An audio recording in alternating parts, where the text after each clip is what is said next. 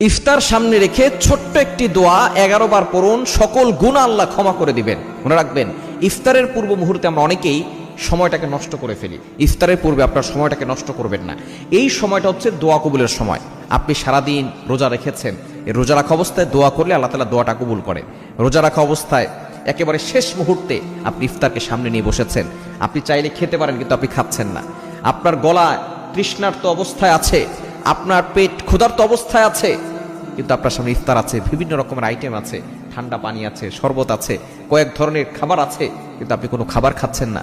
আল্লাহ তাআলা ফেরেশতাদেরকে ডাক দিয়ে বলে, ও আমার ফেরেশতারা, এই বান্দা খাচ্ছে না কেন? ফেরেশতারা বলে, আল্লাহ, সে তোমার অনুমতির অপেক্ষায় আছে। যখনই অনুমতি আসবে, ইফতার সামনে রেখে ছোট্ট একটি দোয়া 11 বার পড়ুন, সকল গুনাহ আল্লাহ ক্ষমা করে দিবেন। মনে রাখবেন, ইফতারের পূর্ব মুহূর্তে আমরা অনেকেই সময়টাকে নষ্ট করে ফেলি। ইফতারের পূর্বে আপনার সময়টাকে নষ্ট করবেন না। এই সময়টা হচ্ছে দোয়া কবুলের সময়।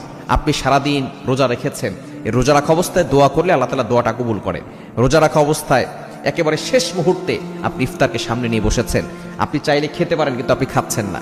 আপনার গলা তৃষ্ণার্ত অবস্থায় আছে, আপনার পেট ক্ষুধার্ত অবস্থায় আছে, কিন্তু আপনার সামনে ইফতার আছে, বিভিন্ন রকমের আইটেম আছে, ঠান্ডা পানি আছে, শরবত আছে, কয়েক ধরনের খাবার আছে, কিন্তু আপনি কোনো খাবার খাচ্ছেন না।